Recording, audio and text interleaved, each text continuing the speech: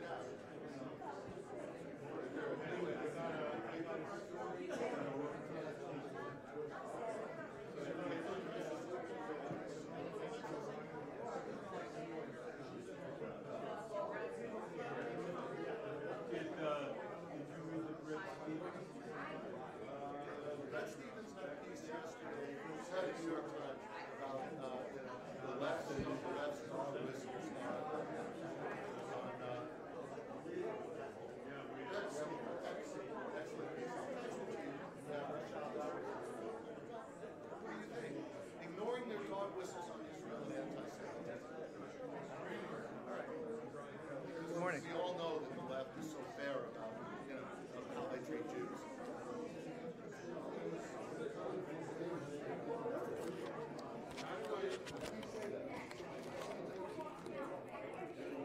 Good morning.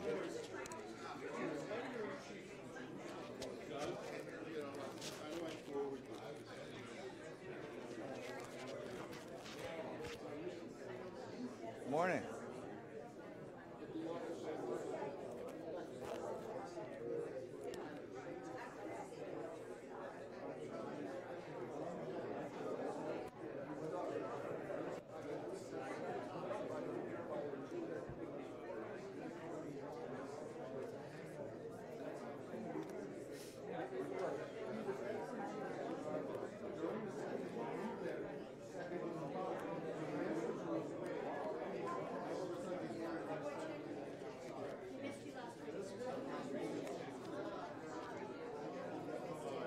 How are you?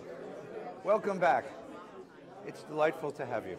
It's good to be back Welcome here. back. I want you to know that. I'm Thank so you. glad. I'm so glad. too. These are nice people over here. They'll take I know care of they you. are. I've already met them. Thank Wonderful. you. Your kids are good? Wonderful. Good. Come in. Mickey, good? Good morning, sir. How are you, dear? I haven't heard back from your friend, but Alex, if you're watching, call me. Oh, they're watching. You know what? I'd love to meet with him.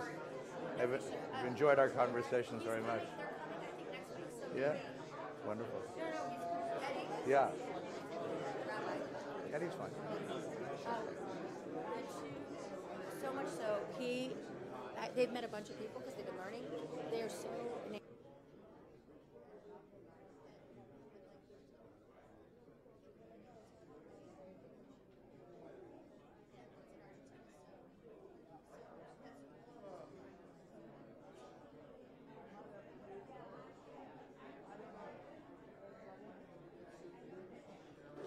Okay, good morning, everyone. Boker Tov.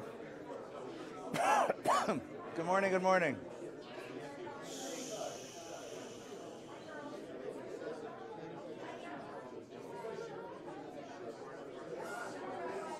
Good morning. Morning, Mort. Hi there, good morning, Catherine. Morning, Rabbi. How you doing? Thank you. Come in, make yourself at home.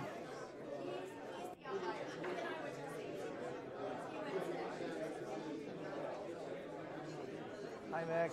How are you, Mickey? It's wonderful to see you. All right, good morning, everyone. Shabbat Shalom. Come find a seat. We're delightful. You're delightful. It's delightful to see you. Welcome back. Torah study, Shabbos morning, Parshas Terumah.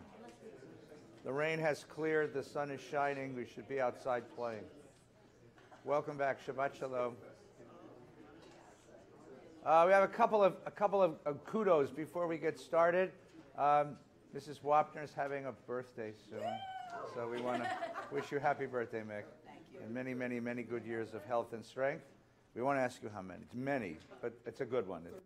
Yes, you should be strong and be well. 94. Can I know her? With good health and good strength, and enjoy your Kinderlach. The Goodglicks are celebrating the fact that their granddaughter got a job here in L.A. My student, my mentoree, Rebecca, will be the new associate rabbi of Temple Beth Am in Los Angeles. And mazel tov to you. That's wonderful. Bring the family home. That's wonderful. My kids in Northern California, though, are very unhappy, so because she was their rabbi. So it's very good. Sorry, I'll talk louder. I'm sorry. I'm just schmoozing. This is the schmooze part of the of the morning. Then we adjust the thermostat, and then we learn. Then we start Torah, right? You can feel it. It's coming on.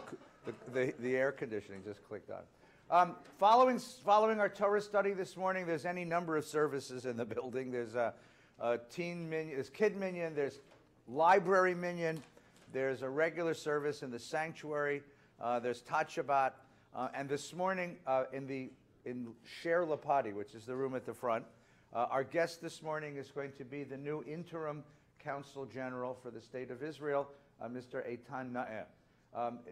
Mr. Naeh is actually Israel's ambassador to Turkey.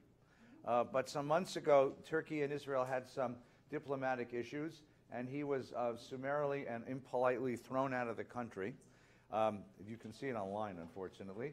And when he came back to Israel, it turned out that the current Consul General, your cousin Sam, had decided to retire and move back to Israel. He got a great job. Did he really? Yeah, he's the head of Karen Yasud. Good.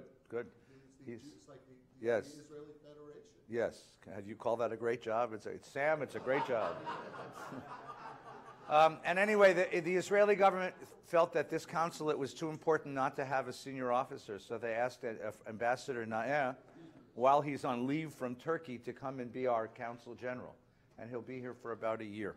I met him the other day, and he's a lovely guy. He was Israel's ambassador to Azerbaijan, and before that he was the deputy ambassador in London, and has had a distinguished foreign service career.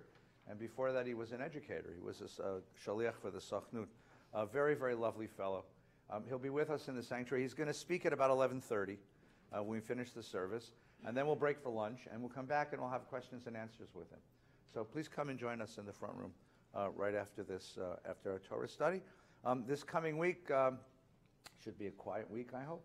On Wednesday night, we'll continue with College of Jewish Studies. We've done a wonderful conversations with wonderful teachers and rabbis and ministers about their beliefs in God. And this week our guest will be Rabbi Nomi Levy, who is the leader of the Nashuva community in Santa Monica, as well as a very popular author. And Nomi will be with us on Wednesday night, and you're all invited to come and hear her. And then the following week, Rabbi Eli Spitz from Orange County will be coming, and he'll be the concluding speaker of our series, and you're all invited to come and hear that. And then the week after that, if you just can't find anything else to do on Wednesday nights, we'd love to have you back. We're going to welcome the representatives from IsraAid. IsraAid is a semi-governmental institution in Israel that does all of the relief work around the world on behalf of Israel. So when you hear about an earthquake in Haiti or a flood in Indonesia or a fire in Northern California and they send Israeli aid workers, that's the organization that does it. And they're going to come and talk about what they've done around the world in the name of the State of Israel. So please come in. That's on Wednesday night, the 27th. So there you go. That's everything happening in the shul. Any other announcements I left out? Good. Yes, please, Ron. My books are in the hallway. Yes, Dr. Lever has written a wonderfully engaging autobiography about his story, and there's some adorable pictures of both you and your wife.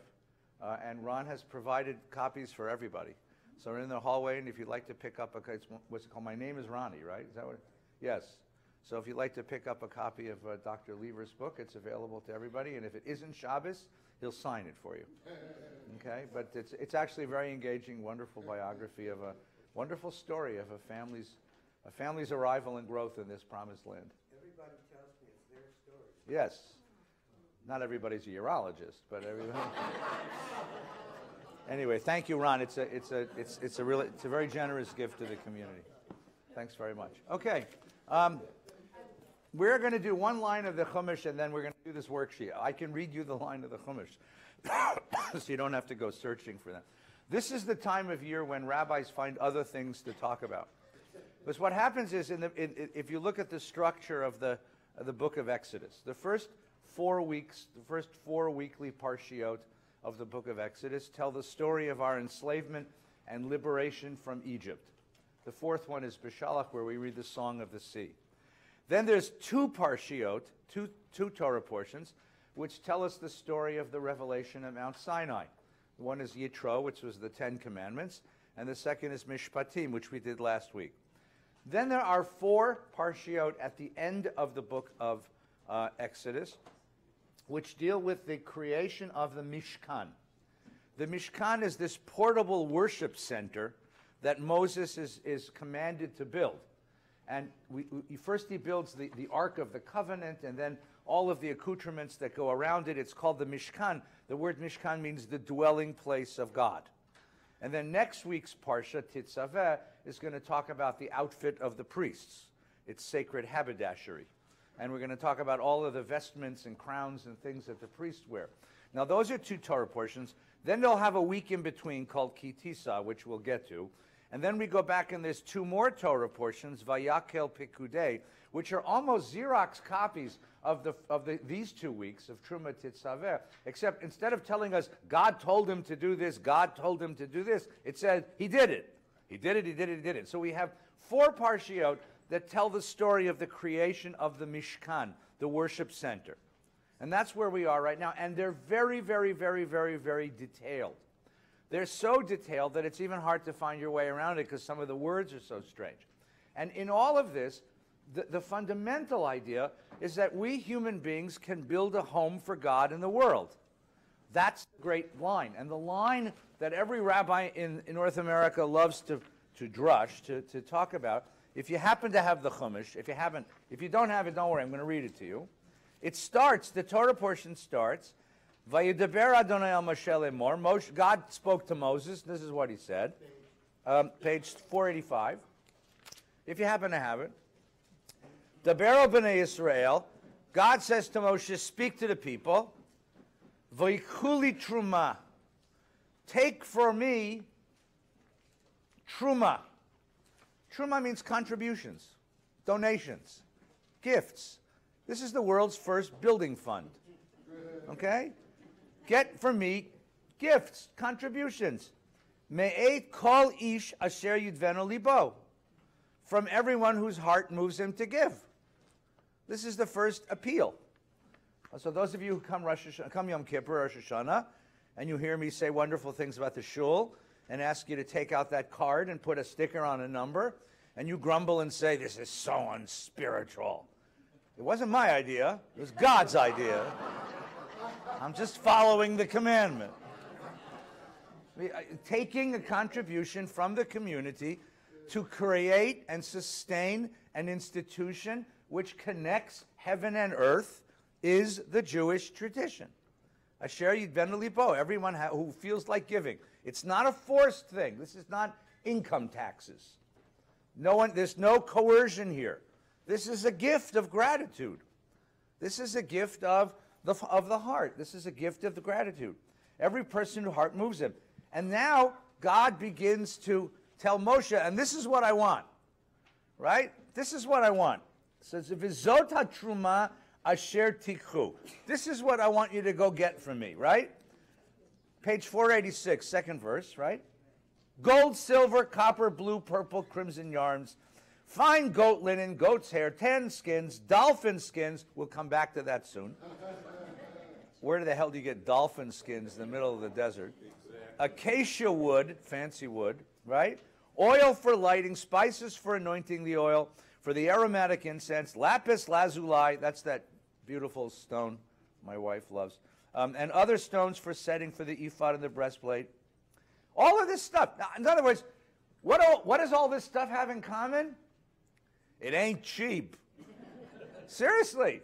None of this stuff is like, go get me something. Go go to Target and see what you can find on sale. God doesn't want Target. Like, this is like Macy's. We're talking high class stuff now, right? We're Walmart. We're moving up, okay? I want good stuff. I want good stuff. And the line that every rabbi is going to drush you this morning, so I'll save you the trouble of having to attend every other synagogue in North America, is line number 8 on page 487. Ve'asuli mikdash v'shachanti b'tocham. Asuli mikdash. Make me a mikdash, a holy place. V'shachanti, I, God, will dwell b'tocham, in the midst of the people. Many parshanim, many interpreters point out that that's the wrong sentence. It should say, Asuli mikdash, make me a holy place, v'shachanti b'tocho, I'll live in it. But the point here is that God is going to come and live within the life of this people. God will live within the life of this people. God will have a place in the world. But there needs to be a meeting point.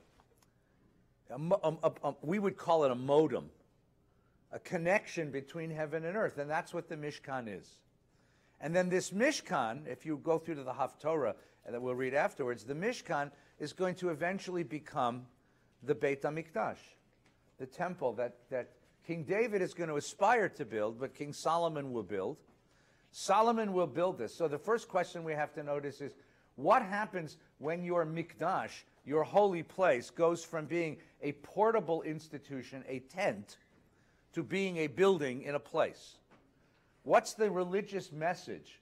What's the religious implications of moving from no institution, you just talk to God, to an institution, you go to this place and talk to God, but this place is a movable thing, to being a place, a building where you go and talk to God? How does that change your idea of God? God lives in the world, in a tent, in a house, where? Well, this becomes the question, you see? And there's a different religious mentality about each of these institutions. And that's one of the things you could think about this Shabbos. I want to think about something else this Shabbos. As I was reading through the Parsha, right, what I noticed was there's a lot of stuff. I mean, the rest of the Parsha, well, we could read it, although the Hebrew is very dicey. The rest of the Parsha is stuff. It's a huge shopping list. Right? Just come with me, right? Back on page 487, if you have it open. Exactly as I show you, says God. God says to Moshe, I want you to do this like the right way. I'm going to show you how to do it. The pattern of the tabernacle, the pattern of its furnishings, so that you'll make it right. They shall make an ark of acacia wood, 2.5 cubits long, 1.5 cubits, a cubit wide, 0.5 cubit high. Overlay it with pure gold. Overlay it inside and out. Now there you could have a little question about, I understand why it's overlaid outside with gold. Why do you have to put gold on the inside? No one's going to ever see it, right? So there's a drush about that too, right? And then he goes on. This is going to be a wooden box overlaid with gold. We should play the Price is Right. How much do you think that costs, right? And say, what's behind door number 1, right? Upon it, gold molding round about, cast 4 gold rings attached to the 4 feet. And if you just follow the Torah portion, it's a long, long shopping list.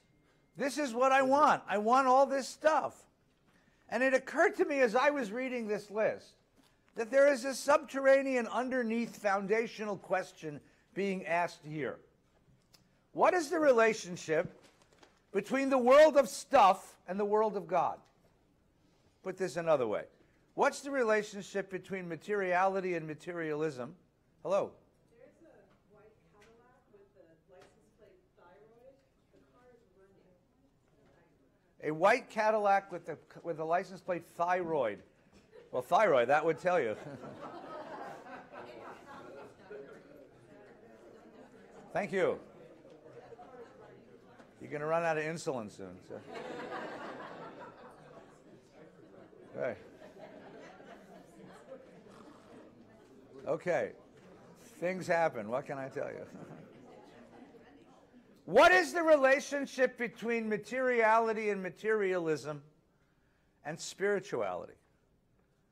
Right? What is the relation? Here you have the notion that I want you to gather up all this great stuff and build something spiritual out of it. I want you now, you could say that spirituality and materiality are two opposite things. In order to allow the spirit to soar, you have to repress the body. Or to put it in the language of the New Testament, a rich person gets into heaven in the same way that a camel goes through the eye of a needle. That materiality is the obstacle to spirituality. That to save the soul, you have to repress everything material. That could be one attitude. That's an attitude that you see reflected in several places in religion, right? That money is the root of all evil, or the love of money is actually the verse. The love of money is the root of all evil. Money is the curse. Remember in Fiddler on the Roof, Perchik, yeah, that's right. Perchik, who's the revolutionary, says to Tevye, money is the world's problem. And Tevye says, what are you talking about? He says, money is nothing but evil. Money brings nothing but curses. So Tevye turns to heaven. He says, Rabbi Shalom, master of the world, strike me down with it. Wealth is a problem. Wealth is a curse. It is a corruption. That's one attitude. Then, I'll be right with you, Michael. Then you have the other attitude. How many of you grew up in L.A. and remember that on Channel 11, early on Sunday morning, a guy named Reverend Ike? If you knew Reverend Ike, you're shaking your head. Because Reverend Ike said... The prayer show. Yeah, Reverend Ike said, I'm going to teach you that God is going to send you money. Right? Money is blessing. Cadillac.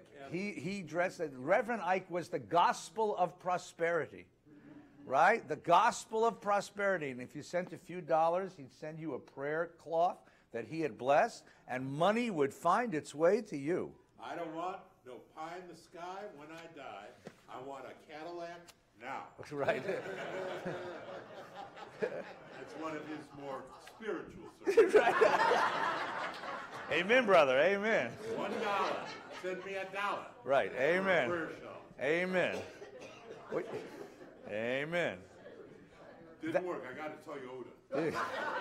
You didn't pray hard enough. That's the problem. Your prayers were compromised, right? The Calvinists believed that prosperity was the sign. Those who got a good ear are accepted by God. That's right. And Right. if you're punished here, you're going to be punished there. Well, if you're punished here, it's a sign that you're not favored by God. Right. That's why you had this movement. That's why there still is, by the way, a streak of this in the American political life, which is, why do we have to help the poor? They deserve what they get. This idea that you deserve the fate that you get. So I wanted to ask a different... Well, hang on. I'm trying to get the lesson started. So we have, on the one hand, a prosperity, a spirituality of poverty, and we have a spirituality of prosperity. I want to see what the Torah says. What does the Torah say about wealth? I mean, this is a Torah portion about stuff, about gold and silver and crimson and all the other good things in life. And it says, I want you to take all those things and I want you to make the holy place out of them. That's an interesting statement. That means I'm not totally rejecting the spiritual possibilities of wealth. What is the Torah's attitude toward wealth? And that's going to be today's question. Can wealth be sanctified? Is there anything sanctified in wealth? What does it mean to have wealth? What does wealth do to somebody? That's today's question. Now we'll get some questions. Michael first. Yeah, well, after what Rabbi Gelman said, it reminded me of something else besides what I was going to say. And that is in Del Rio, Texas, there was a radio station that had a transmitter in Mexico. Yeah. A 100,000 watt transmitter that broadcast almost to half the country. And it broadcast religious broadcasting. And there was one preacher who used to preach, just put your hands on your warm radio and I will cure you of all your ills, and then you can send me your donation. No stamps, please. Right.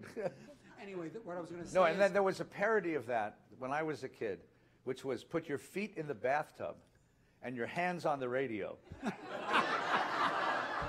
And feel the power of the Lord. that too. But what I was going to say is, Yes. In terms of the wealth that you're talking about, Yeah. the Israelites left Sinai, left Egypt, Yeah. and as part of that leaving, they took with them or were donated to or took Yeah. gold and all these things that Right. we talk about in this Parsha. Right. The question is, where did a bunch of slaves get all this good And stuff? So they had, Right. Now what we're told is this is not for you. Yes. This is for building the Mishkan. Yeah. This is for something else. You don't use this for self-gratification. Ah. Okay. And on top of that, if you look at those of you who went to the recent King Tut exhibit, you'll see that the box that King Tut kept some of his belongings, which is almost an exact copy of the description that's given in that Parsha In the Mishkan. for the Ark. Yeah. Yeah. Well, they had artistic paradigms that they brought with them. So the question is, so the Torah gives you the backstory, which is they borrowed or took stuff from their neighbors, and then left with it, and that's where the gold came from. So it's already of questionable origin. Okay, someone had another question over here. Yeah, please. I was just going to say that I think it's important to think about the time at which the Mishkan is being built. Right. It's being built at a transitional time for the Jewish people, Right. From becoming a nation of slaves to a nation of free people. Correct. And what I see happening here is giving them a place where a God who has been very active is taking a less active role, but Yep. still leaving them with a place to point to where they can say that God dwells. It still leaves them with a symbol which is important in this transitional time. Very, very important question, and I'm not going to elude it. I want to just defer it. In 2 weeks, the next week is Tetzaveh, the week after is Ki Tisa. In 2 weeks, we get to the story of the golden calf. If you look at the structure of the book of Exodus, the 2 Torah portions that tell you how to build the Mishkan, right, and the 2 Torah portions that say that Moses built it, in the middle is the story of the golden calf, which raises this very question. What is the purpose of any institution? What is the purpose of a religious institution? What is the function of a religious symbol? What is the danger of a religious symbol? The danger of the religious symbol is that you forget that the symbol is a symbol pointing to something which cannot be expressed, and you embrace the symbol itself as if it were sacred. And you worship the symbol instead of the thing it's supposed to be pointing to. And that's the golden calf story. So the question is, what's the relationship? Why did the editors of the Tanakh put the golden calf story smack in the middle of the Mishkan story? It's a very clever, in some ways subversive editing act. Rashi, the great 11th century commentator, is going to say, first came the Mishkan, first came the golden calf, and then God realized they needed a symbol. So he gave them the real symbol, not the golden calf symbol. He reorders the Parshiot. But the editor of the Tanakh had it better. He really is asking this question.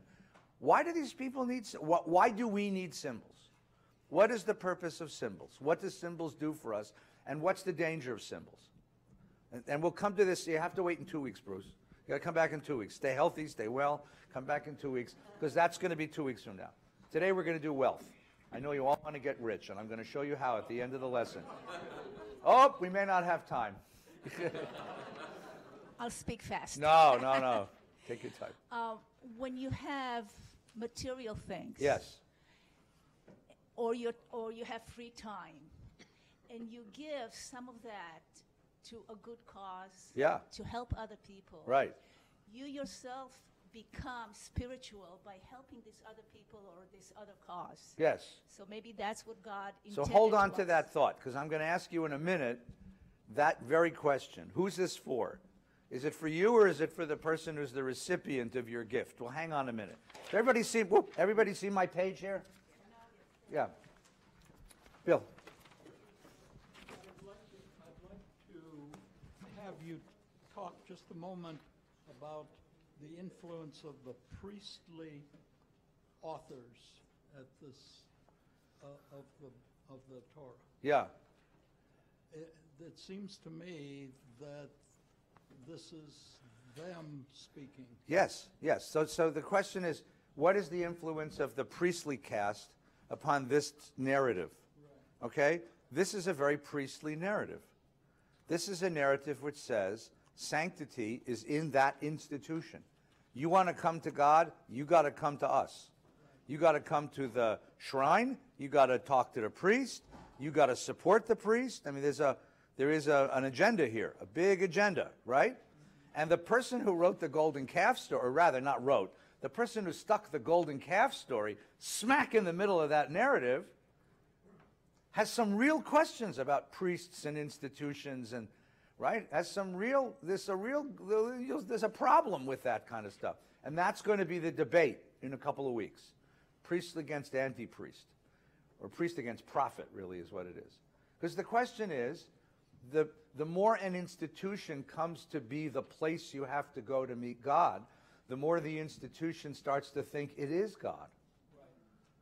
The more the institution starts to say, we have the exclusive power, we have the exclusive divine franchise. Right? We're the only game in town. And then that's corrupting. I mean, that by nature is going to be corrupting. Right? What happens when any religious institution stands with that kind of power? What's going to happen to it? And the Bible, the Torah, is very shrewd and in many ways very open about this. Because the Torah is a debate. It's not a monologue. And the subversive voice, which is the angry subversive voice, is right in the Torah itself. I mean, Martin Luther had to nail his 95 Theses to the wall of the Cathedral of Wittenberg. You don't need to. It's right in the book of Exodus. And you'll see it. You'll see it right there. And then there's the Haftorah that comes afterwards, this idea of sticking a Haftorah after a Torah reading.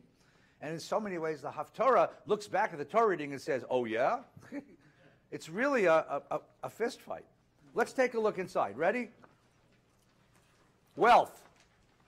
Can wealth ever be sanctified? Is wealth legitimate? Is wealth something that's worth pursuing? Is it worth having? Yes. Start at Genesis 1. Thank you. Good night. And God created man in his image. In the image of God he created him. This is chapter 1, verse 27. First chapter of the Torah, right? Male and female he created them. And God blessed them. And God said to them, be fertile and increase and fill the earth and master it. Rule the fish of the sea, the birds of the sky, and all living things that creep on earth. And God said to them, I give you every seed-bearing plant that is upon earth, and every tree that has seed-bearing fruit, they shall be yours for food. You're supposed to be a vegetarian, but I want you to enjoy it. I want you to enjoy it. In the second chapter, he says to man, he puts man in the garden, and he said, we always forget this because in the second chapter we pay attention to the end of the verse. The end of the verse is, don't touch my magic trees. But what does the beginning of that verse say? The beginning of that's echol tochal. As my bubby would say, es. Echol tochal means eat.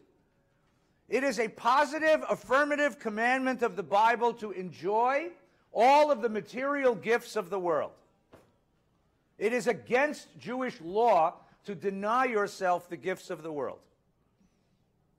It is against Jewish law. There is a Gemara that says when you die and go to heaven, the first question God's going to ask you is, why didn't you enjoy all the pleasures of my world? I gave you Maui. You live in Tarzana, you know. I gave you Ben and Jerry's. I sent my prophets, Ben and Jerry. You're on a diet? You eat tofu? For God's sakes, what's wrong with you? You are to enjoy, you are to delight in all of the gifts, of the material gifts of the world.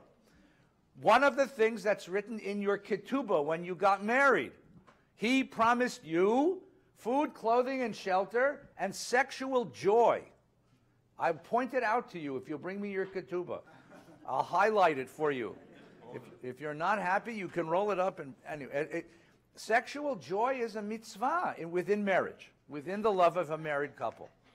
Okay, outside marriage is much more complicated, but in marriage, it's not a sin. There's no sin. You are a body.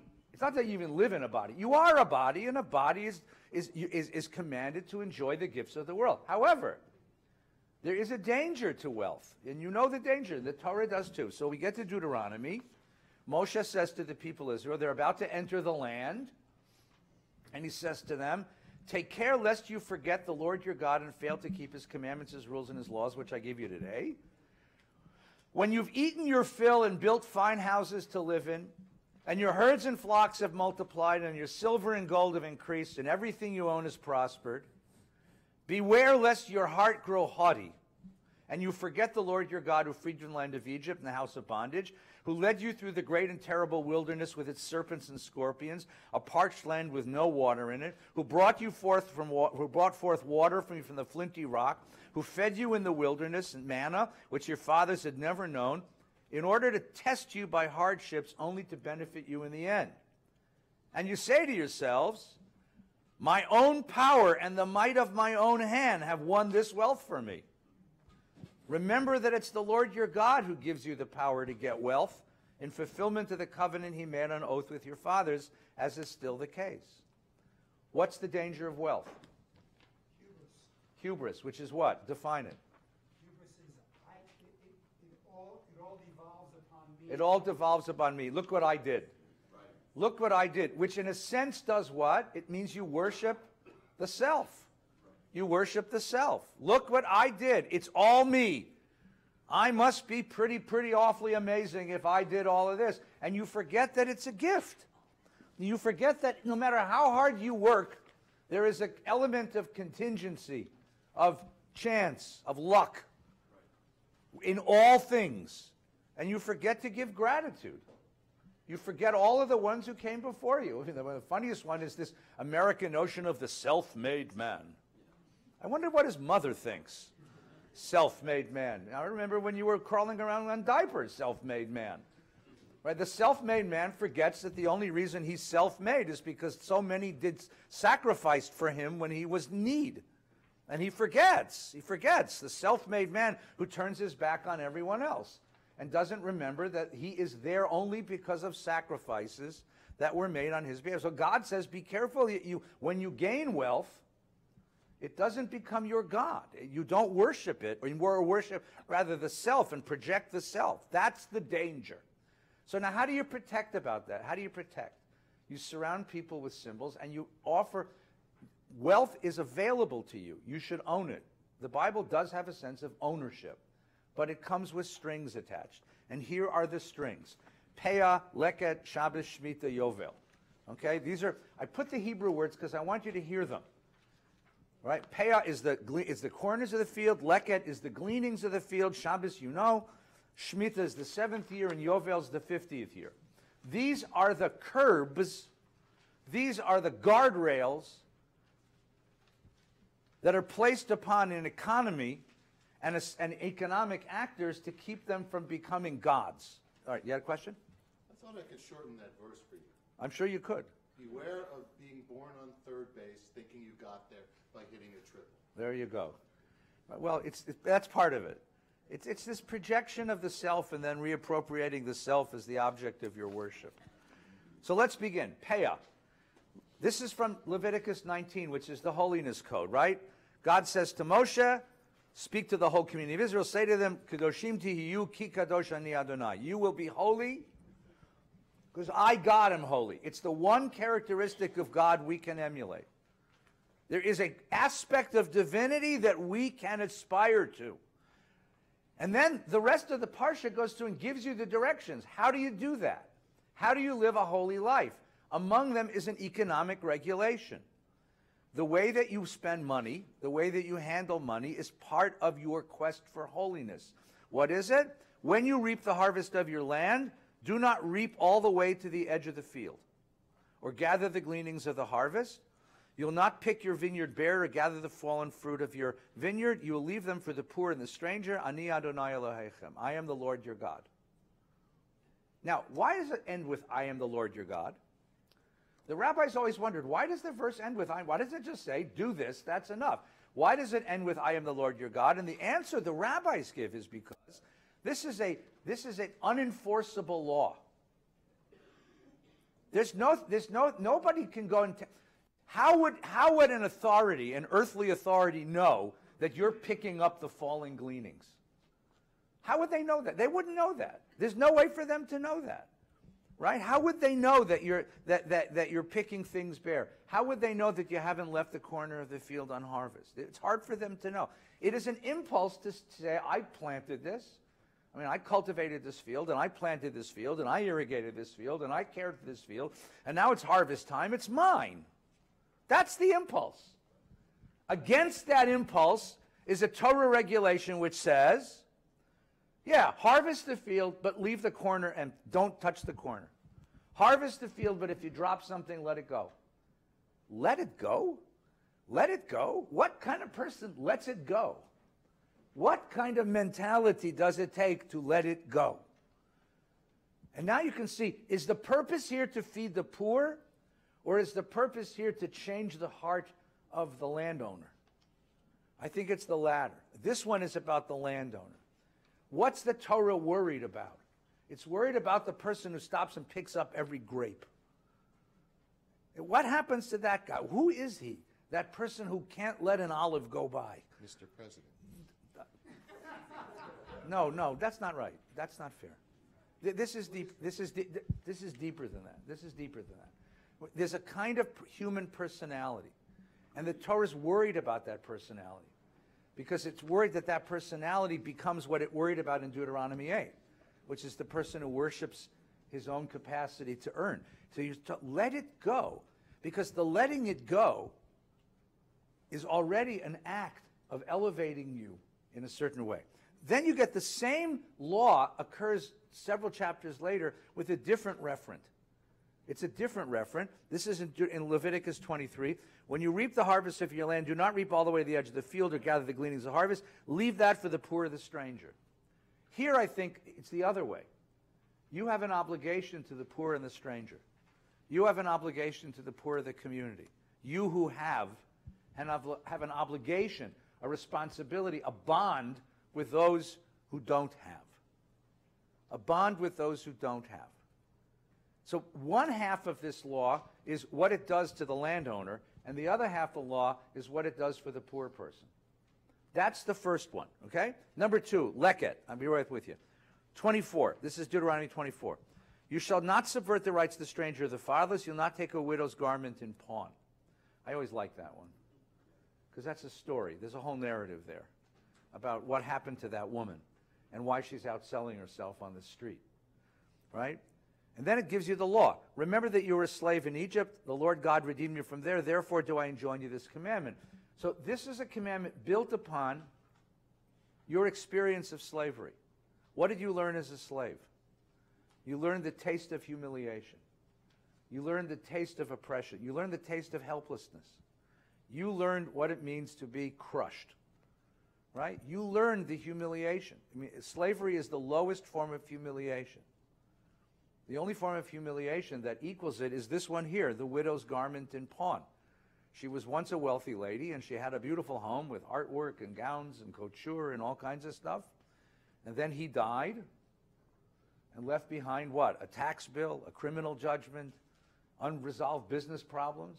And she had to sell it all. She had to sell the house and the art and the cars and the gowns and the jewels. And when she runs out of things to sell and she still has children to feed, what does she have to sell next? A widow's garment in pawn. She sells herself. She sells her body. She sells her dignity as a woman. And the Torah says, you know that. You know her because you were, that's the only equivalent that the Torah could imagine to slavery. That's the bitterness, the humiliation, the oppressiveness, the dehumanization of being a slave. You can't let her reach that level. Now, politically, I want you to notice politically.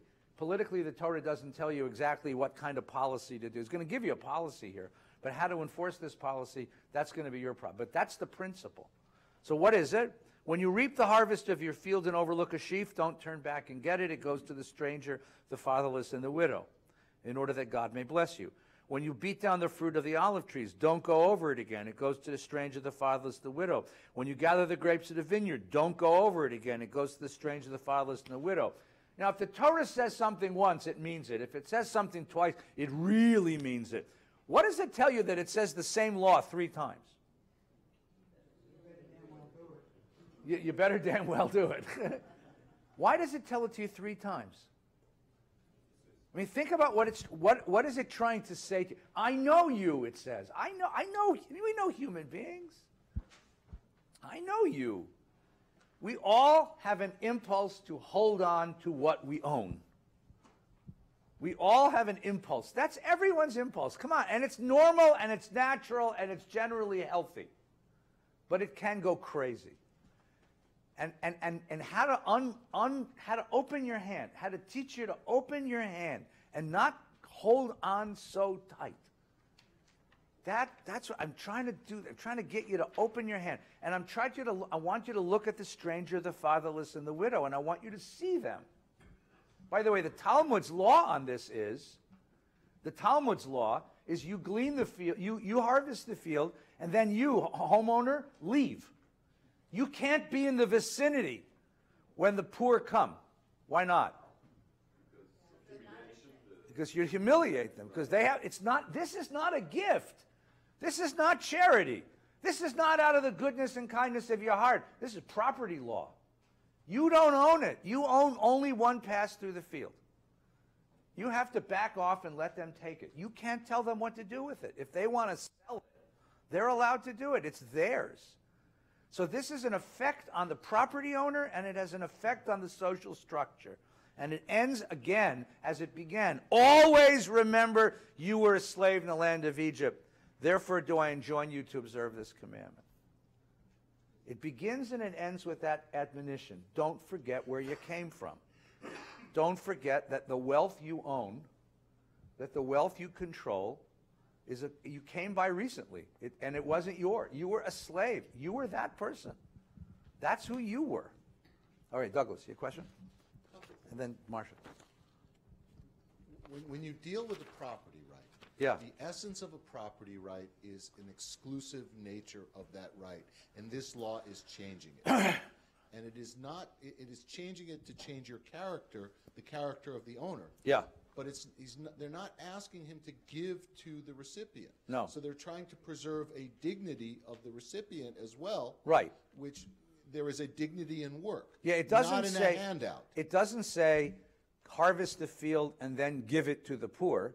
It says you are allowed one pass through the field, then you get the heck out of the way, and the poor come and harvest for themselves. Because what was one of the things you learned about being human in Egypt? The worst part of slavery is not the physical oppression. The worst part of slavery is the humiliation. It's the spiritual oppression. It's the stealing of your soul, right? So don't destroy the soul of the poor in the process of feeding their bellies. Create a way to protect the dignity. Kvod ha'ani is the name of it in Talmud. Kvod ha'ani, the honor of the poor. Right? The honor, you have to protect the dignity of the poor. Remember the opening scene in Fiddler on the Roof? You know, when there's a beggar and he says, you know, kopecks for the poor, kopecks for the poor. And one guy comes by and he says, here's a kopek, Chaim. He says, 1 kopek. Last week you gave me 2 kopecks. He says, this week I had a bad week. So you had a bad week. I should suffer. No. There's something to that. You see, you try to create an environment in which the poor person, even the beggar, is part of the social scene, right? That's not 52,000 homeless people. I know that. But you don't destroy the sense of dignity and belonging of that human being. That human being has to be protected. Yeah, go ahead. How do we do that in modern society? I don't know. How do you do any of this in modern society? What would pay up? Leaving the corners of the field unharvested so the poor can come. What would that look like in a modern setting? I'll tell you, I did it for 20 years. Okay, good. What we did, we had picket farms all over Long Island. Okay. And I went to the guy, showed him exactly the verse. Yeah. He was a religious Christian. Yeah. I said, you have to leave the corners of your picket farm after the green bean harvest is done and the tomato. Leave it. And we'll come in and we'll harvest what's left. Right. For 20 years, our entire shul went out and gleaned tons and tons of food, which we gave to the local food banks because they were very much in need of fresh vegetables because they get canned goods, but they don't get fresh vegetables. Yeah. And we did it for 20 years. And it changed us, and it was an exact fulfillment. Yeah. Of the biblical commandment. Right now, but what would it be if you make software? if you create software, or if you create television programs, or if you lend mortgage money, or if we have to think this through. It's a very interesting question. And then there's a big argument what you see here is the basic principle. You can imagine some of the complication. Last week when we talked about lost and found law. Remember we did this last week? You were all? And one of the problems with lost and found law is, how do you know the guy coming to claim it is actually the owner and not someone who's coming to steal it? And in this kind of law, the question is, how do you encourage, on the one hand, people to give, but on the other hand, how do you discourage people from taking if they don't really need to take? It's an interesting question. I mean, who takes? Who has a right to take? Who has a, we have an obligation to give. Who has the right to take? And what about those who shouldn't be taking that are taking? I mean, that's even a worse kind of I mean, this becomes complicated. The Talmud has a long argument about this because it's very difficult, because I don't want to humiliate anybody at the same time. And how do you know, we have the mic back a second, how do you know, Marcia wants, how do you know, I can interrogate somebody, I don't want to hurt them. We have a thing here, so the Jewish Family Service will certify a certain person or family to receive food from our food bank. Right, we're a SOVA outlet, so SOVA works with JFS, and JFS certified. We have people come all the time and aren't certified. We tend to give them food. I mean, the worst thing is you lost a grocery bag. But the question, what do you do? I mean, how do you not humiliate somebody? It's a very, this is the complicated human transaction of dealing with this. Okay, but I want you to look at it from both points of view. I want you to look at what is its impact on the giver and what is its impact on the taker, the receiver. Marcia. Mentioning Fiddler, they're showing it tomorrow at the Aero Theater in Santa Monica. If you want to go see Fiddler on the Roof, they'll see it. Okay. There was a comment in the Torah that the worst thing about slavery was that you get used to it. Yeah, not in the Torah, that's in Midrash, yes. Well, I saw it here somewhere. But my major question, and it's a stupid question. There's no stupid I think. How did we become slaves in Egypt, and what does slavery mean? I thought we went there following Joseph. Yeah, that's a long story. That was 6 weeks ago. We keep talking about they were slaves. What does that mean? We were enslaved by Pharaoh, but I don't want to get into that right now because that was 6 weeks ago, so you're going to have to come back in 46 weeks. And we'll tell that story again, okay? Or you and I can meet privately. Yes, you want to add something, please? Okay, how do we apply the rule of the Torah to today's day? I don't know. My job isn't to apply things. Yeah. I'm a theoretician. What I do when I see homeless people, I give them a couple of dollars, and if I have food or they are close to my house, I make them a sandwich or something. And some people will say, "Oh, don't give them $2 money because they'll just go and buy beer." And my answer to that, it was beer. If I was in their shoes, living out on the streets, day and night, I would want some beer too. So I help those that I see around me, around my neighborhood. And of course, it's not enough because there are so many people all over, but you do what you can right there. So this becomes one of the very complicating factors in modernity of knowing what to do, which is, on the one hand, I want to help a person. On the other hand, there is a perverse circumstance in which we find ourselves, which is, if there are people who are drug addicted, I don't want to enable their slavery to their drugs, right? So a person will come to me and make a very great case why he or she needs money. I'm a rabbi, I'm supposed to give them money, which I don't do anymore. And the reason I don't do that anymore is because I've given people money and then found out that they were heroin addicts. And a heroin addict, by the way, not all heroin addicts, but there are heroin addicts and cocaine addicts and meth addicts who can give you the most rational argument. I mean, the old joke is that, an alcoholic will steal your wallet and then help you go look for it, right? I mean, and a drug addict will make a case that is so rational and sounds so good, and then you realize you've just enabled his or her slavery to the drug. So this is another perverse complication that makes giving charity very difficult. I want to go back to the text. Here's another one. Ready? Now, we don't often think about Shabbat as an economic law. But I want you to stop for a moment and think about Shabbat as an economic institution. So listen to the law of Shabbat. This is the second one. It's the second 10 commandments. It's the one in Deuteronomy. Right? Shmor et Shabbat. Observe the Sabbath day and keep it holy, as the Lord your God has commanded you. 6 days you will labor and do all your work. The seventh day is the Sabbath of the Lord your God. You shall not do any work. You, your son or daughter, your male or female slave or servant, your ox or your ass or any of your cattle or the stranger in your settlement, so that your male and female slave may rest as you do. Who rests on Shabbat?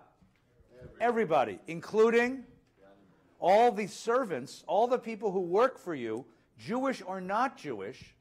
And the animals then have to rest also, because if you work the animals, someone has to work them.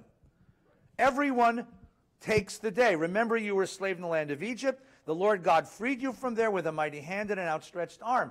Now, this is interesting. In the previous law, remembering you were a slave helped you remember what it was like to be in the position of humiliation, and therefore you walk the world with a sense of empathy for those who might also be humiliated in the way you were. They're visible to you. The beggar on the street, you can't close your eyes. Why? Because you see yourself and your own experience in his poverty. The woman who stands there begging, you see her humiliation in your humiliation. In that case, you're identifying with the suffering. But it's different here. You're the householder now.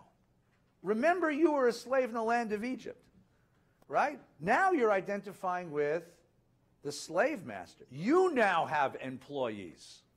You now have a household. You now have power. What are you going to do with it? How are you going to wield power differently than the Egyptians wielded power on you? You see the difference? The identification here is with the powerful, not with the weak. Now that you have power, how are you going to use it? And the law is, who rests on Shabbos? Everybody. Now think about that for a minute. 6 days a week, I can turn to my servant and say, switch on the TV, make me a sandwich, bring me a beer. And he or she will say, yes, sir. But on Shabbat, if I say, switch on the TV, make me a sandwich, bring me a beer, the servant has a right to say, do it yourself. Switch on your own damn TV, go get your own damn sandwich, and bring me a beer. Because 6 days a week, he is my servant. On the seventh day, what does Shabbat effectively do? It collapses the social hierarchy. There is no master and slave or master and servant. There is none. He becomes my equal. He becomes my equal. He sits down on the couch right next to me and says, turn the channel. I said, who the hell are you? He said, I'm a free man today. I share your household. He becomes my social and economic equal. Now that's profound. Why is that profound? Because ancient philosophies understood that our social status was determined metaphysically. Plato talked about the idea that slaves were slaves, serfs were serfs, soldiers were soldiers, free men were free men, nobles were nobles, kings were kings, because that's the way the universe sets it up. The universe decided that he would be king and you would be slave. The universe decided, and that's what you were. That's what you were in every sense of in your essence, you internalize that. The Torah says, not so. It's a social construct. How do you know it's a social construct? Because once a week we erase it all. Once a week, the guy that you give orders to, he don't have to listen to you. He becomes your equal. Once a week, the social hierarchy disappears. Just to remember, so you will always remember, you were not you. It's not that you were a slave, not that you are a slave. You were stuck in that position, but only 6 days a week.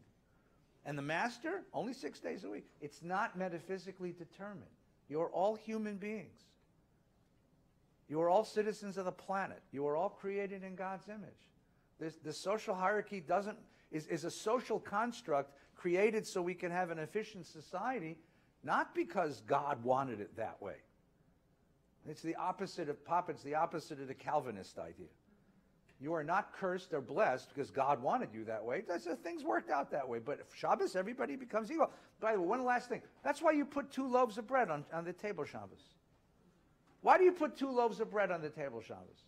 To keep the bakers in business. It kept me through college, for God's sakes. Why do you put 2 loaves of bread on the table Shabbos? Seriously, why? Because if I put 1 loaf, then I have to worry, what am I going to eat tomorrow? But if I sit down to dinner Friday night and there's 2 loaves on the table, what do I know? I'm going to eat tomorrow. I have to work. Tomorrow, I am a free man tonight because I don't have to worry about starving to death tomorrow. You see that? That is a very powerful statement. I can be a free man tonight because tomorrow I have what to eat. Then Sunday I'll go back to work. Yes, please, Howard. What about the Shabbos Goy? All right, what about a Shabbos Goy? So the Shabbos Goy is a legal loophole that was imposed into this text. And it is a really questionable, it's a question. And there's a big argument about this. But the notion that a person who is not of the Jewish faith is not obligated to rest. And if that person needs to make a living and needs to do their living on this day, as long as they're doing things for their own benefit, then they're permitted to go ahead and work. And if you end up benefiting in a sort of roundabout way, you can benefit. So the tradition is that the Shabbos Goy, as it were, turns on the soup and then takes 1 spoonful and says, good soup, and leaves you the rest of the hot pot of soup. He walks by the TV and turns on CNN, right? Not CNN, God forbid. Turns on, that will ruin your Shabbos. ESPN, sorry. Turns on the basketball game, sits down and watches for 5 minutes, and then goes away and leaves it on. You see? So that's the theory. Well, if he wanted to, for himself, not for you. But then you end up with days of our lives, so be very careful. So the notion that you can't employ somebody, that's the rule. And so there's a way of trying to get around it, but it's very questionable given what it says here. At least the spirit of the law certainly would make that very, very, very questionable. Very questionable. The only true exception is that if your job, if the welfare of the community depends upon your job. Right? We have doctors in the shul, and they're the only ones I let keep cell phones on in the sanctuary, because we have doctors who have to know if a patient's going into a serious emergency, they have to go and take care, right? We have other people who have serious, young children, serious emergencies, right? A tennis date is not a serious emergency. That's the issue. Okay, we have some of the mic. Can we go? All right, Michael, please. You kind of answered my question in the modern era, which was what happens with so-called essential personnel, whether they're Jewish or non-Jewish. Yeah. But what about in the time of the writing of the Torah? Was there any provision made for watchmen or, the law of Pikuach Nefesh comes later with the rabbis. The law comes later with the rabbis. There's a statement, I think it's in Deuteronomy, when Moshe says to the people, here are the laws of God, v'chai bechem, live with them. And the rabbi said, chai bechem below meit bahem. You live with them, they bring life, they don't bring death. And therefore, they would allow essential personnel to break the law of Shabbos in the name of Pikuach Nefesh, in the name of preserving life. That's where this comes from. Now, we've looked at now three different laws of wealth, and all of these are trying to temper both the impulse to own, the impulse to hold on, and also take into consideration the needs of the poor and the fatherless and the widow, the needs of the vulnerable in the community. Now we have 2 more. These now start to get radical, okay? These are radical ideas, Shemitah and Yovel, okay? First, Shemitah. Ready? 6 years you will sow the land and gather its yield. But in the 7th you'll let it rest and lie fallow. Let the needy among you eat of it. Whatever they leave, let the wild beasts eat. You shall do the same with your vineyards and your olive groves. So what's the law? You farm years 1, 2, 3, 4, 5, 6. Year 7, what do? You let it lie fallow. Why? For whom? For what? For what purpose? Is it for the land? Is it for the poor, or is it for you? All right, hold on to that thought. Turn the page. Ready? Now we get the same law in Leviticus. So that was for those of you keeping score. That's the JE source. Now you're going to get the P source. Ready? The Lord God spoke to Moses on Mount Sinai, saying, speak to the Israelite people and say to them, when you enter the land that I assign you, the land shall observe Shabbos. The land shall observe Shabbos. A Sabbath of the Lord. 6 years you may sow your field, and 6 years you may prune your vineyard and gather your yield. But in the 7th year the land shall have a Sabbath of complete rest. A Sabbath of the Lord. You'll not sow your field or prune your vineyard. You will not reap the aftergrowth of the harvest or gather the grapes of the untrimmed vines. It will be a year of complete rest for the land, but you may eat whatever the land during its Sabbath will produce. So what are you supposed to eat that year? Well, in year 7, you're going to eat what you grew in year 6. What are you going to eat in year 8? When you're planted the new crop, you're going to eat whatever you found lying around. Things will spontaneously grow from the ground. You're allowed to take that. You, your male and female slaves, the hired bound laborers who live with you, your cattle, beasts, the land, you may eat all of its yield. And now, what just happened? What just happened? All right, so it's now the 7th year, okay? And I didn't plant the field, and I didn't cultivate it, and I'm not irrigating it. But, you know, it rained, and stuff grew. Stuff grew. What can I do? I go out and eat it. Can I tell my servant, go out and gather stuff for the household? No. What do you mean no? Why not? Because the idea is to leave it and let it grow properly, or whatever it needs to do to grow wild. No, but I'm talking about the social circumstance. It's growing wild, and I can go get it. Can I tell the servant, go harvest my field? No. Why not? It's not yours. Ah! He'll say to me, what do you mean your field, Kimosabi? It's not yours. It doesn't belong to you. In the same way that on Shabbos, he's not going to go turn the channel and get me get me a beer. In that sabbatical year, I don't technically own the field. Now, I go out to that field and I see all these strangers picking the stuff out of my field. Can I chase them away? No. Why not? Because it's not yours. It's not your field. So what's just happened here? You thought Shabbos was crazy. You thought this Peah and Leket stuff was... What does this mean? Every 7 years, you relinquish control over your property. You're only a capitalist 6 years out of 7. So, yes. You only have capitalist rights to the field 6 years out of 7. In the 7th year, the lease is dissolved. But there's a practical part. But please use them. Can I just give you the mic so the folks at home can hear you? That's all. I get yelled at otherwise. But thank you. So thank you. Yeah. There's a practical part of this, which is interesting. Yes. It was apparent that since this was an agricultural society, right, they understood that leaving the field fallow every 7th year right. replenished the land. Yes. Because everything that drops to the ground, much of it ends up becoming fertilizer for the future. Compost. Even though it grows, even though things do grow. So here we have a third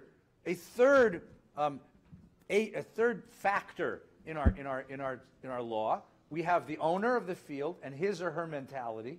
We have the poor of the community and their mentality, or employees and their mentality. And we have the land. The land has an interest here. And who's speaking for the land? God. God is the earth's lawyer. And God says, don't over-farm. You'll destroy my land. Let it rest. So the land itself, earth now has an attorney. Earth has an attorney. No, it's a very serious law. Very serious. And there's a question in the tradition about who is really the object of this law. So, Papa, just 1 second, okay? If you look down, I brought you just a little commentary. Usually we do the commentary, but I thought some of these were... So Sefer Chinuch is a book that was written in the 13th century in Spain. Chinuch means education. What it does is it takes all the mitzvot of the Torah, 1 through 613, designates them, and then gives you a commentary on them. Get it? It's actually a really nice book to learn Shabbos afternoon. If you ever... There's 613 chapters. The first mitzvah of the Torah is be fruitful and multiply. The last mitzvah, 613, is write yourself a Torah. No, that's what it is. This is mitzvah 84. Mitzvah 84 says you will leave the land fallow. So Chinuch says This is to teach us the attribute of renunciation of ownership and the resultant generosity that flows from this attribute. God wanted the Jews to develop charitable characteristics, that they should become used to helping others and become accustomed to giving away something that actually belongs to them. It's yours, but you can't touch it. It's yours, but you can't cultivate it. You gotta let it sit, and it's trying to loosen that death grip on our property. It's trying to loosen the sense in which I identify myself as owner. Because every 7 years, I'm not owner anymore. I'm schlepper. I'm not an owner anymore. I mean, you understand what it's this? So he thinks that Chinuch argues that this is a way to change the mentality of the property owner, principally. Okay. Now we're going to get to an even more radical one in just a second, but I got a bunch of questions. Does the Shemitah year apply to your servants? Now, in marriage, the Jubilee, we get when 50 years we get remarried. Yeah. Well, we're going to come to that in a minute. All right. Here's another one. Ready? I know you want. I see people want to talk, but I want to just get to this other law. Deuteronomy 15 extends the Shemitah. Watch. Every 7th year, you will practice remission of debts. Oh, come on, guys. I get a smile out of that one. Come on. We got mortgage, student loans, car loans, right? Got loans to pay your loans. You got credit card loans. Imagine that. This will be the nature of remission. Every creditor shall remit the due that he claims from his fellow. He will not dun his fellow or kinsman, for the remission is proclaimed of the Lord. You may dun the foreigner, but you don't do it from your kinsman. Right? Outsiders, you can do what you want. But inside the community, there shall be no needy among you. Since the Lord will bless you in the land that God is giving you, if only you heed God, for the Lord will bless you, he's promised you, and you'll extend loans to many nations, but none of yourselves. If, however, there's a needy person among you, one of your kinsmen, achicha, your brother, in any of your settlements, do not harden your heart or shut your hand against him. You must open your hand and lend him sufficient for what he needs. Now, the Torah knows what's the problem. If you're going to remit debts every 7 years, how are you going to buy a car in year 6? Who's going to lend you money in year 6? So the Torah says, don't do that. Right? Beware lest you harbor the base thought, the 7th year, the year of remission is approaching, so that you're mean to the needy and kinsman and give him nothing. He'll cry out to the Lord, and you'll incur guilt. Give him readily, have no regrets, for in return the Lord God will bless you in all your efforts and your undertakings. I tried this on Bank of America once. I said to them, you let me go, the Lord God will bless you in all things. And I'll show you that there is a God, and he's angry. They didn't. They held me to the debt, and they went bankrupt, right? I just want to point that out. Okay? Now comes the Yovel. That's Shemitah. 7 years, you don't touch the land. By the way, it's interesting. The question, is this a calendar of 7 years so that all the land is untouched in the 7th year? Or do you keep a calendar for every particular field? In other words, I have a bean field, a potato field, and a corn field. This one's, this one is in year 1, this one's in year 3, this is in year 6. I just keep account. The Torah doesn't tell you that. That's an interesting question. Current Jewish law is, it's a national cycle. So the whole land of Israel goes through Shemitah every 7 years. But you could imagine doing it on a personal cycle, right? Which would be interesting, by the way, again, if you took that in a modern sense, what you could, certain things I own, I won't use for a while. It's interesting. Here comes Yovel. This is the most radical of all. And this is in the Torah. This is in the Torah. You shall count off 7 weeks of years, 7 times 7. That's 49 years. So a period of 7 weeks gives you a total of 49 years. Then you'll sound the horn in the 7th month on the 10th day. That's Yom Kippur. You'll sound the horn sound through the land, and you will hallow the 50th year. All right, so I get every 7 years I'm doing Shemitah. In year 49, I have a Shemitah year. But year 50, I should be going back and start farming again, because that's actually a year 1, right? But they say, no. The 50th year, 7 sevens, is a holy year. You will proclaim release throughout the land for all its inhabitants. They put that on the Liberty Bell, right? It shall be a jubilee. Yovel in Hebrew. Yovel, jubilee. Same word. You see it? Each of you shall return to his holdings, and each of you to return to his family. The 50th year shall be a jubilee for you. You will not sow, you will not reap the aftergrowth of the harvest on vines. It is a jubilee. It'll be holy to you. You eat the growth of the field. In this year of jubilee, you'll return to their holding. Now remember, what's the idea? When we entered the land of Israel from Egypt, every family got a piece of land. Every tribe got a piece of land, and every family got a piece of land. So the notion is that there is theoretically an amount of wealth, land, that belongs to everybody. Over the course of an economic cycle of 49 years, it's all gotten messed up. Some of you got really rich, some of you got really poor, right? What happens in year 50? It's like playing Monopoly. You push all the money to the middle of the board, and then you dole it out again equally. The whole economy goes back, gets wound back. You take all the wealth of the United States of America, an economy of $20 trillion plus all the capital wealth, you put it in the middle of the board in Kansas, and then it all gets doled out again. Bill Gates gets the same thing you get. And we start all over again. Everybody gets a check from the government for 1/330 millionth share of the total wealth of the United States of America. What a great idea. Anybody like that idea? Every 50 years. Every 50 years. So you make money, you lose money, you gain wealth, you lose wealth. Comes 50th year, Jeff Bezos, Mr. Trump, Bill Gates, the Walton family, and the schlepper, the guy who lives under the bridge. Everyone gets a check for the 1/330 millionth share in the total economic wealth of the country, and we start the economy all over. Then you really have illegal immigration. Well, maybe, right? Now, why would you do this? What's the motivation of this? Right? Look at the back. Look at the back. Yes. Say it again. Yeah. The notion here was systemic poverty. If you have a family that is poor, they live in poverty, but they retain the memories of when they had. So they're going to strive to lift themselves out of poverty. But what happens when you have children who were raised in poverty? And then what happens if you have a third generation? By the time you have a third generation, so that that child has never seen in the family anybody with anything, you have systemic poverty. What happens to that child? The child gives up and begins to associate poverty as identity. Right? Poverty, I am poor. And therefore, there's no reason to try. There's no reason to try, because you lose the faith that I could ever escape from this poverty. And if people lose the faith that they can ever escape from the poverty, poverty becomes slavery.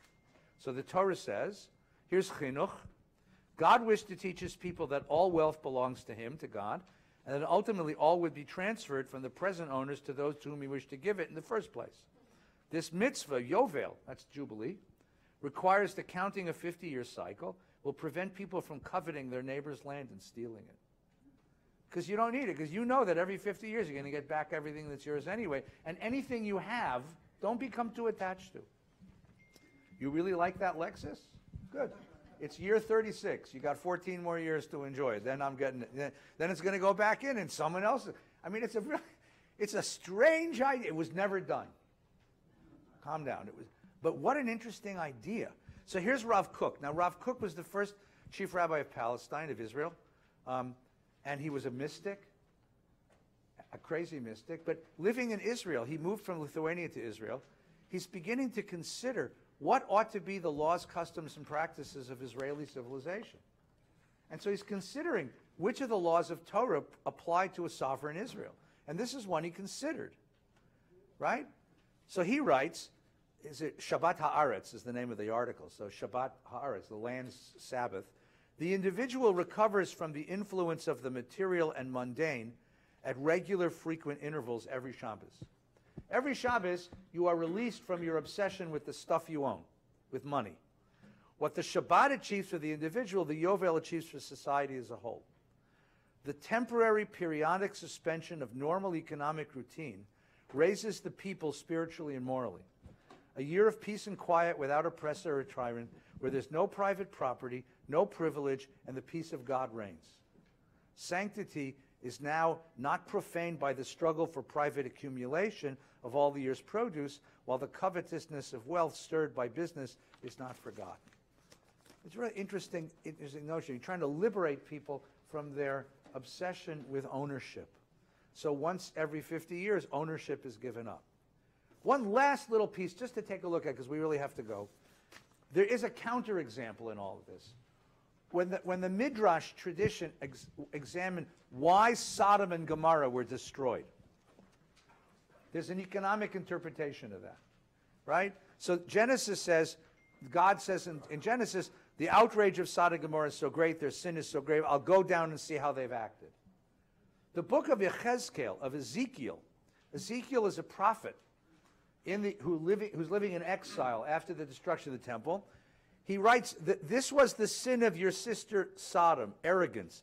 She and her daughters had plenty of bread and untroubled tranquility, yet she did not support the poor and needy. So the tradition was that once the plain next to the Dead Sea was the most fertile place on earth. Now it's the most barren place on earth. Right, Qumran, that area. Ein Gedi is above it. So once the idea was that the whole plain looked like Ein Gedi. It was this beautiful, fertile place. Sodom was the richest town in the world. Sodom was the richest town in the world, but the stingiest. So Pirkei Avot has this wonderful exercise, right? There are 4 kinds of human beings. One who says what's mine is mine and what's yours is yours, right? What mine is yours and what's yours is yours. This is righteousness. The guy, I don't need to own stuff. You keep yours, you can have anything. One who says what's yours is mine and what's mine is mine. That's greedy. One who says what's yours is mine and what's mine is yours. That's socialism. That's stupid, right? That's the kibbutz, right? Right? And then there's one, here's the interesting one. What's mine is mine and what's yours is yours. What's mine is mine and what's yours is yours. And the Talmud says 2 things about that. That's ordinary morality. Yeah, I mean, that makes sense. You know, I got my stuff, you got your stuff. I got my business, you got your business. I have my problems, you have your problems. I leave you alone, you leave my privacy. And then it adds this one little thing. No, that's the ethic of Sodom. What is Sodom? It's the place where people can't see themselves in the lives of their neighbors. They have no relationship to the lives of their neighbors. And then there's a bunch of midrashim that this was this wealthy place and nobody gave to anybody. It was a place where people held tight to their possessions. This becomes the counterexample to the Torah's sort of economic guardrail. So what's the bottom line? What's mine is mine and what's yours is yours. That's an ordinary morality. Where does that leave you? What kind of world does that leave you in? What's mine is mine and what's yours is yours. What's mine is mine. That seems fair, doesn't it? What's mine is mine. The problem is, if you live what's mine is mine and what's yours is yours, what do you end up with? Michael, go ahead. Well, it's basically a world of the conventional wisdom. It's conventional, right. And basically it means nothing will ever change. Right. And the poor are, they're poor because they deserve to be poor, and the Right. rich are rich because they deserve to be rich. Right. So conventional morality says what's mine is mine and what's yours is yours. And then you have this other morality, which the Torah offers, which is the morality of holiness. And what is the morality of holiness? The morality of holiness says we need to put restrictions on ownership for 3 reasons. 1, to protect the owner. 2, to protect the poor. And 3, to protect the earth. Right? What are you protecting the owner from? Greed. Yeah, from identifying with his possessions, from becoming a slave to his own possessions, from becoming a person to whom acquisition is so important, nothing else in life matters, from becoming that person who owns his possessions and whose possessions really own him. Second, you put restrictions to protect the poor. Why? Because they belong to you, because they are achicha, they are your kinsmen, because the other, there is really no division between you and the other. You are all part of one community, one family, one humanity. Now you share one very small planet. The other is your problem. You can't shut your eyes to the other. And third, to the planet itself, because if what's mine is mine and what's yours is yours, I have no regard for what I do to the planet. I have my little backyard and everything else can go to hell, but you can't live that way. So to protect the planet, to protect the character of this people, and to protect the poor, and to protect to protect the society of social bonds, you then start restricting, you commodify, you try to push on the edges of that acquisitive impulse, and you end up with a very difficult but very interesting and very sophisticated philosophy of wealth. Yeah, yeah? Why does it say here that God wished to teach his people that all wealth belonged to him? Yeah. And ultimately it would be transferred to Yeah, the idea is that, whom he wished to give it in the first place. yeah, you know, the point is, Why didn't he give it to them in the first place? he did. He gave it to us when we first entered the land of Israel. Marcia, you got 1,500 square feet of Santa Monica when we came out of Egypt. Remember?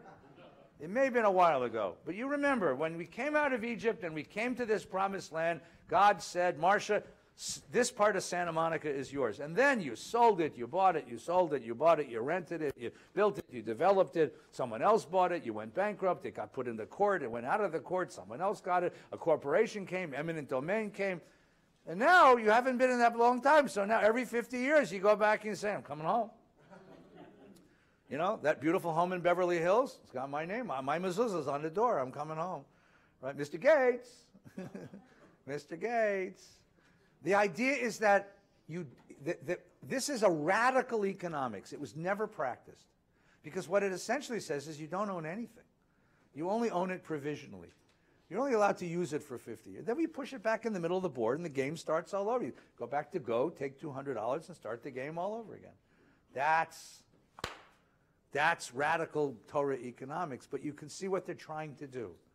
They're trying to keep owners from becoming monsters. They're trying to keep a society coherent and responsible for one another, and they're trying to protect the earth, right? Is that a good thing? Those are good impulses. Is this the right way to do it? That we have to continue to debate. We're going to continue it next week. Take good care. Come hear the ambassador this afternoon. Mark, we'll read it next week, okay?